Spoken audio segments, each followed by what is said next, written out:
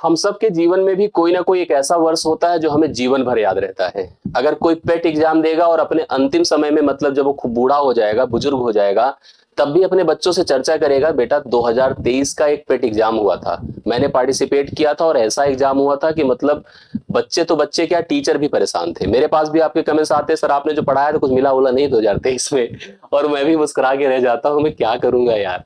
ठीक है, पढ़ाया तो बहुत मेहनत से था और बहुत ही पढ़ाया था। ठीक है, इतने सॉल्यूशंस कराए थे, इतनी सेट साल कराई थी, इतने प्रैक्टिसेस कराए थे, जो पैटर्न को देख करके रिलेवेंसी के आधार पर भी, लेकिन मिला सही में बहुत कम। मैं आपको ईमानदारी से बता रहा हूँ, झूठ वूठ बोलना मेरी आदत नहीं है, मिला बहुत कम। हाँ, लेकिन इतना श्योर हूं, अरिथमेटिक के हिस्से से 5 सवाल अगर सीरियसली किसी बच्चे ने पढ़ा होगा, सब कर लिया होगा। 4 डीआई में एक डीआई 100% लोग कर ले रहे थे, दूसरी डीआई थोड़ा सा अप डाउन थी, 3-4 भाई नहीं आई थी। मैं आपको ईमानदारी से बोल रहा हूं, गलत नहीं बोलूंगा। मेरे हर वीडियो के नीचे आपके कमेंट रहते हैं, सर 2023 की डीआई करा दो, 2023 वाला सभी शिफ्ट करा दो। लेकिन भाई एक सीक्वेंस होता है और सीक्वेंस के आधार पर ही चलना उचित होता है। मैंने 21 कराया, उसके सभी प्रीवियस ईयर का अरिथमेटिक कराया और डीआई कराया।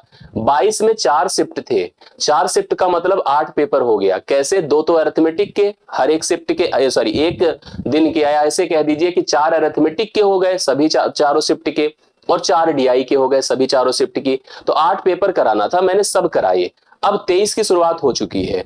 23 के 2 सेशंस मैं पहले कर रहा हूं, शिफ्ट 1 और शिफ्ट 2, शिफ्ट 1 और शिफ्ट 2 दोनों की अरिथमेटिक। इसके तुरंत दूसरे दिन आपको शिफ्ट 1 और शिफ्ट 2 की दोनों डीआई। यही हमारा सीक्वेंस है। इसके बाद फिर आ जाएगा सेकंड डे। तो हम लोग सबसे पहले आज के सेशन में 28 अक्टूबर शिफ्ट 1 करने चल रहे हैं। 28 अक्टूबर 2023 वाला दिन बड़ा मतलब खतरनाक और अभ्यर्थियों के मन में एक बड़ा सा कंफ्यूजन क्रिएट करने वाला दिन था। हम सब बहुत परेशान थे, हम सब नलटंकी के सवालों को ग्राफ तालिका में लगा रहे थे, चाल दूरी समय का उपयोग कर रहे थे, टाइम एंड वर्क ला रहे थे, मतलब इतना परेशान थे कि क्या ही करा जा सकता है। ठीक है, आइए मैं लेकर चलता हूं आपको यूपी ट्रिपल एससी पेट 2023, मतलब वो खतरनाक वाला साल। 28 अक्टूबर शिफ्ट 1 की अरिथमेटिक पार्ट में ध्यान से देखिएगा, हम लोग यहां पर अरिथमेटिक पार्ट कवर करने जा रहे हैं, और अरिथमेटिक पार्ट के भी सवाल की इंपॉर्टेंस आपको करना बहुत मस्ट है। मैं वैसे भी अरिथमेटिक के हिस्से के आने वाले जितने भी टॉपिक हैं, उन सभी टॉपिक का रिवीजन आपको जरूर कराऊंगा, उनसे रिलेटेड सवालों को जरूर आपको डन करा दूंगा। ठीक है, क्योंकि 5 सवाल ये भी बहुत महत्वपूर्ण रोल प्ले करते हैं। देखिए, जैसे पहला ही सवाल था, एवरेज का सवाल था, इंग्लैंड न्यूजीलैंड के बीच वनडे मैच होता है, बारिश के कारण इंग्लैंड को जीत के लिए 48 ओवर में 324 रन चाहिए थे। हालांकि वनडे 50 ओवर का होता है, लेकिन बारिश हुई थी, इस वजह से 2 ओवर रिड्यूस कर दिया गया। न्यूजीलैंड की टीम ने 300 जो भी बनाया होगा उसके रन भी कम किए गए होंगे, लेकिन 324 रन बनाने हैं इंग्लैंड को यहां पर इस मैच में 48 ओवरों में बनाने हैं। इंग्लैंड की टीम शुरुआत करती है बल्लेबाजी करना। शुरुआती 10 ओवर में, पहले 10 ओवर में औसत स्कोरिंग 6 रन का था, मतलब हर ओवर में 6 रन बन रहे थे। उसके अगले 10 ओवर में यह बढ़कर 8.5 हो गया, करेक्ट है 8.5 हो गया। इसके अगले 10 ओवर में या गिर करके, क्योंकि विकेट टिकट गिरे होंगे, तो 5.5 हो गया, और अगले 10 ओवर में फिर बढ़कर 7 पर पहुंच गया। मैच जीतने के लिए किस औसत की जरूरत है, ये हमको डन करना है। किस औसत से मैच को जीतना है अंतिम के 10 ओवरों में, उसी हिसाब से अपना रन रेट मेंटेन करना होगा। आइए हम आपको बताते हैं औसत का मतलब। कुछ बेसिक चीजें आपको क्लियर होनी चाहिए कि औसत बराबर योग बटा संख्या होता है, आंकड़ों का योग बटा आंकड़ों की संख्या होती है, और अगर योग करना है तो आपको औसत गुणे संख्या करना होगा। ठीक है, औसत गुणे क्या करना होगा, संख्या करना होगा। अब आप ध्यान से मेरी बात को सुनिएगा। ठीक है, हमने यहां लिखा क्या, यहां पर हमने लिखा ओवर ना, और यहां पर हमने लिखा एवरेज, जिस औसत से रन बनाए जा रहे थे। ओवर थे 10, औसत था कितना बताएं, शुरुआती 10 ओवर में 6 के एवरेज से रन बन रहा था। उसके अगले 10 ओवर में भाई तेजी थोड़ी सी आई, बल्लेबाजों ने थोड़ा और एफर्ट किया, 8.5 हो गया, लेकिन फिर इधर विकेट जो बल्लेबाज तेज खेल रहे थे उनके विकेट गिर जाने से 5.5 का औसत हो गया। फिर थोड़ा सा रिदम बना और 10 ओवर में फिर से औसत बढ़ करके 7 का पहुंच गया। लेकिन अब सुनो, 48 ही कुल ओवर का मैच है, 40 ओवर बीत चुके हैं, 8 ओवर बचा है, रनों की कितनी जरूरत है उसी आधार पर हम लोग औसत निर्धारित करेंगे। सबसे पहले आप बताओ रन कितने बन गए थे और रन कितने आवश्यक थे। आवश्यक तो 324 था, आवश्यक 324 था। बन कितना गया पहले इसको देखो, बन कितना गया मतलब योग ना, योग बराबर औसत गुणे संख्या। 60 रन बना होगा पहले 6 ओवर में, पहले 10 ओवर में। 85 रन बने होंगे अगले 10 ओवर में, 55 रन बने होंगे अगले 10 ओवर में और 70 रन बने हैं अगले 10 ओवर में। बोलिए कितना बन गया, यहां से यहां तक जोड़कर देखिएगा। 60 70 130 और 80 50 130, 130 और 5 5 जोड़ेंगे तो 140 170, 270 रन बन चुके हैं। 270 रन बन चुके हैं और आवश्यकता है 324 की। 324 रन की जरूरत है, 270 बन चुके। रनों की संख्या देखिए अभी कितना बची है, 30 इधर और 20 उधर, 54 रन की और आवश्यकता है। ठीक ही है, औसत देखिए मेंटेन कर लिया इन खिलाड़ियों ने। 54 रन की जरूरत है, 54 रन की जरूरत है। ओवर बचे हैं 8, ओवर बचे हैं 8। अब किस रन रेट से रन कराना होगा, तो 54 बटा मैं 8 करूंगा। 8 छंगे 48, 6 54, 8 सत्ते 56, 8 पंचे 40। 6.75 के एवरेज से अब रन बनाने होंगे उन खिलाड़ियों को जो कि इस समय वर्तमान में इंग्लैंड के खेल रहे थे, और इन अंतिम 8 ओवरों में अगर उन्हें मैच जीतना है तो 6.75 के स्कोर से अब उन्हें रन करना पड़ेगा। तो पहला सवाल right solution 6.75, it's very good question, that is in option number A, पहले ऑप्शन में है। और इस तरह से सवाल का उत्तर आपके सामने है, मुझे लगता है एकदम क्लियर हो गया होगा ना। चलो नेक्स्ट क्वेश्चन पर आ जाओ। निम्नलिखित में कौन सा अवरोही क्रम, अवरोही का मतलब होता है डिसेंडिंग, क्या होता है, डिसेंडिंग ऑर्डर। डिसेंडिंग ऑर्डर का मतलब होता है घटता क्रम, ठीक है, घटता क्रम, अर्थात हम इसको कह सकते हैं बड़े से छोटा। बड़े से छोटा, भिन्नों को जब हम देखते हैं थोड़ा सा हमें डाउट आता है। दरअसल भिन्न नॉर्मल नंबर तो है नहीं, अंशहर का रूप है। भिन्नों में भी आपको पता है प्रॉपर इम्प्रॉपर का सिस्टम होता है। जैसे यहां पर जो भिन्न दिए गए हैं 11/17 है, मैं कोई भी एक उठा लीजिए, 9/13, और सबसे अच्छी बात बहुत ज्यादा भिन्न ना दे करके 3 ही भिन्न दिया गया है, ये 3 भिन्न दिए गए। इन भिन्नों को देखते ही मेरे दिमाग में तुरंत आ गया ये लोग प्रॉपर हैं। प्रॉपर का मतलब ऐसे भिन्न जिसमें अंश छोटा और हर बड़ा होता है। जैसे a/b है, if a is less than b है तो इसको हम प्रॉपर अर्थात समभिन्न उचित भिन्न कहते हैं। इम्प्रॉपर की कहानी अलग होती है। इम्प्रॉपर तब होता पता जब a/b हो और इस समय अगर a ग्रेटर देन b हो, अंश बड़ा हो हर छोटा हो, तो भिन्न आपका इम्प्रॉपर अनुचित भिन्न होता है, मिश्र भिन्न में लिख सकते हैं। जब ऐसे भिन्नों की तुलना परस्पर करनी होती तो हम लोग स्कूल से पढ़कर आए भैया नीचे का एलसीएम ले लो, मतलब हर समान करने की कोशिश करते हैं। अगर बराबर ही होता तो टेंशन नहीं थी, बराबर होता तो जिसका अंश बड़ा होता वह भिन्न बड़ा, जिसका अंश छोटा वह भिन्न छोटा। और उल्टा हो जाता है अगर ऊपर का मान मतलब अंश बड़ा हो तो अंश बराबर हो, तो अगर अंश बराबर हो तो जिसका हर बड़ा होगा वह भिन्न छोटा, और जिसका हर आपका छोटा होगा वह भिन्न बड़ा। बट ना तो हर समान ना तो अंश समान, तो ऐसे में डिफरेंस देखा जाता है। अगर अंतर भी समान है तब भी निर्धारित कर सकते हैं, लेकिन अंतर भी समान नहीं है। 11 6 17 होता है, 9 4 13 होता है, 5 3 8 होता है, समान नहीं। अब इनको समान कर लो, कम से कम इतनी कोशिश तो कर सकते हैं। इन तीनों के लिए एक संख्या सोचिए जो तीनों से कट जाए। 6 से 4 से और 3 से कटने वाली संख्या, 6 से 4 से और 3 से कटने वाली संख्या 12 हो सकती है। कितनी, 12। अगर 12 होगी क्योंकि 6 से कटेगी 4 से 3 से, तो 6 दूना 12, 11 दूना 22, 3 4 3 12, 3 9 27, करेक्ट है। 3 चौके 12, 4 पंजे 20। अब आपको सबसे बड़ा कौन दिख रहा है, बोली 27। 27 से संबंधित कौन है, 9/13। 9/13 बड़ा किससे है, चेक करिए, 11/27 से, करेक्ट है। 11/27 किससे बड़ा है, 5/8 से। ऐसे देखिए, अब मैं आपको बताना चाहता हूं कि सबसे बड़ा 9/13, उससे छोटा 11/27, उससे छोटा 5/8। छोटे में गए हैं, बड़े से घटते क्रम में गए हैं। तो 9/13, 11/27 और 5/8 इसका राइट सोल्यूशन है। सी ऑप्शन आप लोग नोट कर सकते हैं। इसके लिए करेक्ट आंसर आपका दूसरा डन हो जाता है। आशा करता हूं आपको समझ में आया होगा। भिन्नों की तुलना अगर 23 में दिया है तो भिन्नों की तुलना के बारे में एकदम आश्वस्त हो जाइए और पढ़िए, इसको जरूर करिए। मुझे पूरा भरोसा है कि आप लोग इसको समझ पा रहे होंगे, कर जरूर पा रहे होंगे। एक बार हमें कमेंट करके जरूर बताइएगा। आप सभी लोगों के रिस्पांस आने बहुत इंपॉर्टेंट होते हैं, मस्ट होते हैं, और जरूर से जरूर सभी सवालों को हल करिए। अगला सवाल देखता हूं मैं यहां पर लेकर चलता हूं। नेक्स्ट क्वेश्चन आपके सामने आता है। देखिए इस तरह के सरलीकरण के सवाल 0.081 है, डिवाइड बाई 0.0064 है, गुणा 0.484 है, डिवाइड बाई 6.25 है, गुणा 2.5 है, और 21.1 है। मैं आपको बता दूं मैंने वही लिखा है जो परीक्षा में लिखा था, बट ये गलत था। नीचे ये नहीं हो सकता है, इसको 12.1 लेना पड़ेगा। ये काटना पड़ेगा आपको, ये था ही नहीं, इसके बगैर मतलब इस पर सोल्यूशन ही नहीं बन रहा था, तो इसलिए इसको काट करके आपको 12.1 लिखना होगा। अब इसके सॉल्यूशन में जैसे इसने हमसे कहा कि इसका वर्गमूल बताओ, वर्गमूल का मतलब सीधी सी बात है इन सबको ऐसे होना चाहिए, समझ रहे हैं ना, ऐसे होना चाहिए। अब सॉल्यूशन पर थोड़ा सा चलिए, प्लानिंग करिए, देखिए क्या हम निर्धारित कर सकते हैं कि नहीं। जब मैं ऐसे सवाल, मुझे नंबर को देखने में दिक्कत नहीं लग रही है क्योंकि सब नंबर मुझे पूर्ण वर्ग नजर आ रहे हैं, 81, 64, 484, 625, 25 और अभी अभी हमने इसको 12.1 अर्थात 121। मैं दशमलव दिमाग ही में नहीं रख रहा हूं, पहले दशमलव को खत्म करने की कोशिश करिए। 3 स्थान, 3 स्थान, 1 स्थान, 3 3 6 1 7 स्थान, स्थान देखा करिए। नीचे चलिए, 4 स्थान, 2 4 2 6 6 1 7 7 स्थान। अब खत्म, दशमलव का रोल खत्म हो गया, दशमलव रह ही नहीं गया, नहीं रह गया तो कौन रह गया, 81, 484, 25, नीचे चले आओ, 64, 625 और बोलो 121। अब वर्गमूल करना है क्योंकि सब खुद पूर्ण वर्ग हैं, तो टेंशन तो है नहीं। 81 का वर्गमूल 9, 484 का 22 और 25 का 5। नीचे आइए, 64 का 8, 625 का 25 और 121 का 11।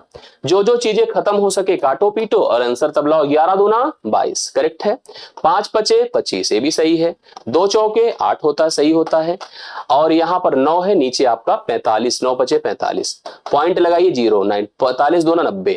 ठीक है, यहां पर देखिए 45 कितना हो गया भाई, यहां पर 9 है और नीचे अपना कितना है 5 चौके 20, कौन 45 लिख दिया, आप कहोगे सर आप लिखे और क्या 5 चौके 20 होगा भाई, दशमलव लगाओ 0, 20 चौके 80, 20 पंचे 100, 0.45 राइट सोल्यूशन डी ऑप्शन है करेक्ट आंसर आपके सामने। और आशा करता हूं सबको समझ में आया होगा। इस तरह से ऐसे सवालों पर आपको ध्यान रखना है, फोकस रखना है और समझना है करेक्ट। चलिए, ये भी आपका करडी का सवाल है, सर्ट्स का सवाल है, इंडिसेस का सवाल है। इंडिसेस पर बेसिक क्लियरिटी होनी चाहिए। जैसे अगर किसी की पावर नेगेटिव है, ठीक है, तो उस पावर को नेगेटिव से पॉजिटिव बनाने के लिए हमें उस बेस का रेसिप्रोकल करना होता है, व्युत्क्रम। जैसे 8 की पावर अगर -1 है, -9 की पावर -1 है, होल की पावर -1 है, डिवाइड बाई 4 की पावर -1 है, -9 की पावर -1 है, -1 पावर है। इसका सोल्यूशन कैसे डन करेंगे, सबसे पहले 1/8 करो, -1/9 करो, होल पावर -1 करो, भागे जाइए 4, 1/4 करो, ठीक है, -1/9 करो, -1 करो, करेक्ट है। आइए इससे देखिए और क्लियरिटी करते हैं। 9 से 8 निकला, 9 से 8 निकला भाई, हम सोल्यूशन कर रहे हैं। वैसे भी आपको बता दूं कि इसका डिफरेंस 1 का है, तो ऐसे भी आपका उत्तर बन जाता है, लेकिन चलो ठीक है, अब इतना ज्यादा नहीं सोचना चाहिए। 9 1 के 9, 8 1 के 8, तो 9 में से 8 निकलेगा, नीचे 9 8 72, समझ रहे हैं, होल पावर -1, डिवाइड बाई इधर भी सेम वही प्रोसेस, 9 -4 बटे 9 चौके 36, होल पावर -1। यहां 1/72 की पावर आपका -1 है, यहां पर आपका 5/36 की पावर -1 है। आपको मैं बता दूं एक बात, समझिएगा उसको, अगर a/b की पावर आपका -n है तो हम इसको b/a की पावर हम n कर सकते हैं, या a/b की पावर अगर आपका -1 है तो we can write b upon a, just हम ऐसे लिख सकते हैं। तो आइए अब देखिए क्या कर सकते हैं। हमने क्या लिखा, सबसे पहला काम इसी प्रोसेस पर मैंने इसको 72 कर दिया, पावर आपका पॉजिटिव 1 हो गया, पहले ऐसे भाग ही लगा के रखिए, समझ रहे हैं। फिर क्या करिए, इसका उल्टा करिए, उल्टा करेंगे तो 36 ऊपर जाएगा, 5 नीचे आएगा और पावर -1 का +1 हो जाएगा। लेकिन हमको पता है कि हमें भाग नहीं देना है, हमें गुणा करना है सेकंड फ्रैक्शन के रेसिप्रोकल का, 5/36, क्योंकि भिन्न में भाग नहीं होता है, भिन्न में सेकंड फ्रैक्शन का रेसिप्रोकल का गुणनफल होता है। तो 36 दूना 72, 2 पंचे 10, तो इसकी वैल्यू राइट कितनी आ रही बताएं, 10 है। इन ऑप्शन नंबर ए इस सवाल का करेक्ट आंसर है। तो चौथा सवाल आपका डन होता है, करेक्ट आंसर आपके सामने 10 है। आप सभी लोग इसको नोट करें, डन करें, आपके सामने यह सवाल डन होता है, क्लियर होता है। अगले सवाल पर आइए। दिव्या, पांचवा देखिए क्या है, अपने मासिक वेतन का, ये बहुत शानदार सवाल है, परसेंटेज आपके पाठ्यक्रम का हिस्सा है और इतने शानदार सवाल इसमें बन सकते हैं जिसकी कोई सीमा नहीं है। दिव्या अपने मासिक वेतन का 24% भोजन पर, 15% अपने बच्चों की शिक्षा पर खर्च करती है, ठीक है, जितना कमाती है उसका क्या लिखा है, 24% खाने में, 15% बच्चों को पढ़ाने में खर्च करती है। शेष वेतन में से वह 25% मनोरंजन पर, 20% परिवहन पर खर्च करती है। अब भी उसके पास 10,736 रुपए बचते हैं। तो दिव्या का मासिक वेतन बता दो कितना था। ये सवाल दो प्रकार की इन्वॉल्वमेंट रखा है। दरअसल जब हम परसेंटेज पढ़ाते हैं तो दो तरीके से हम इनकम को डिस्ट्रीब्यूट करते हैं। एक तो डायरेक्ट काम इनकम डिस्ट्रीब्यूट करते हैं, एक तो बची हुई आय पर आधारित करते हैं। इसमें दोनों इन्वॉल्व है। कैसे? कमाई उसकी 100 है, करेक्ट है, ये उसकी आय है, कुल ये उसकी आय है।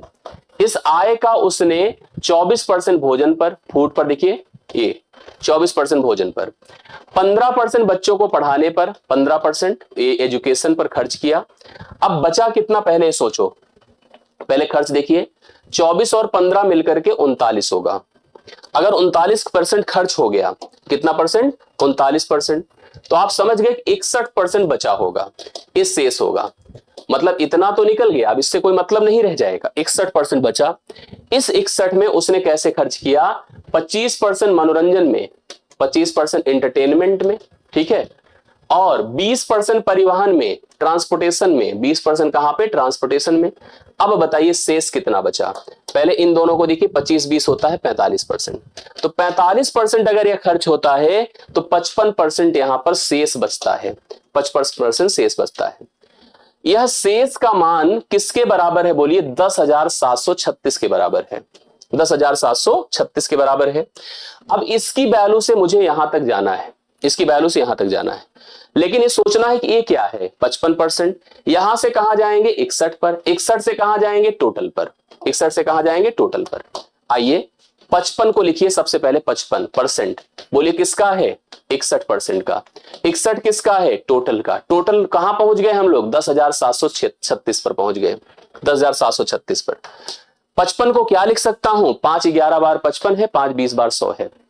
61 को क्या लिख सकता हूं? 61/100, कुछ कटेगा पिटेगा नहीं। टी बराबर 10,736 है। आइए ट्राई कर लेते हैं। सबसे पहला काम, इसको 11 से ही काटो। किससे? 11 से।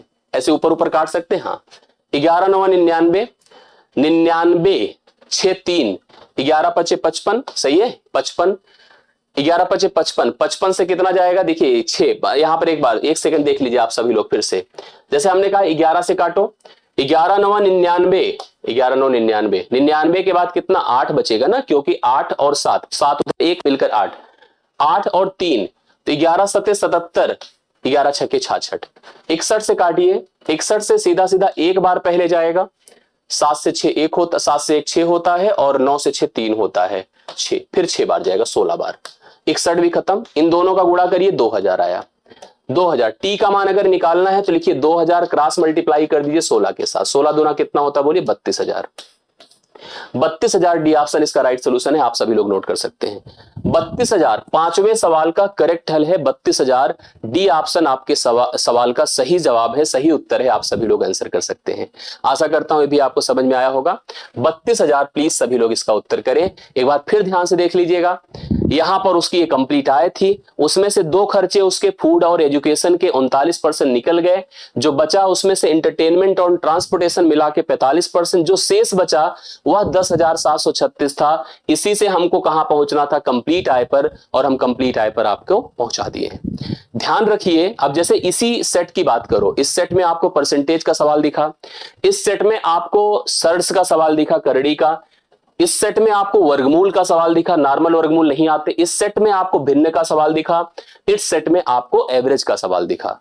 मतलब आपको लगभग वो सारे टॉपिक जो आपके पाठ्यक्रम में लिख कर आता है उनसे सवाल दिख रहे हैं। हर एक टॉपिक पर अगर हम 25-25, 30-30 सवाल की मैराथन आपको देंगे, अलग अलग कवर कराएंगे, तो आपके लिए बहुत ही क्लियर होगा, बहुत ही स्पष्ट होगा। बाकी आप हमें लगातार कमेंट कर रहे हैं पीडीएफ के लिए। पीडीएफ आपको भैया डिस्क्रिप्शन में टेलीग्राम ग्रुप दिया है संदीप तिवारी मैथ्स के नाम से, आप उसको ज्वाइन कर लीजिए। आप वहां पर सारे टेलीग्राम पाते हैं, तो सारे टेलीग्राम क्या पाएंगे, सारे पीडीएफ हैं, आप उसको नोट कर लीजिए, आप उसको ज्वाइन कर लीजिए, आपको सब मिलता रहेगा। बाकी सेशन कैसा लगा कमेंट करके बताइएगा। समझ में बातें आई कि नहीं आई, अपने सुझाव दीजिएगा, फीडबैक दीजिएगा। साथ साथ वीडियो अच्छा लगा हो तो लाइक कीजिएगा, शेयर कीजिएगा, एक रिस्पॉन्सिबिलिटी के साथ, एक जिम्मेदारी के साथ। और मुलाकात अब अगली क्लास में होगी। आज के लिए मेरी तरफ से इतना ही। बहुत बहुत धन्यवाद। थैंक यू सो मच सभी को, ढेर सारा।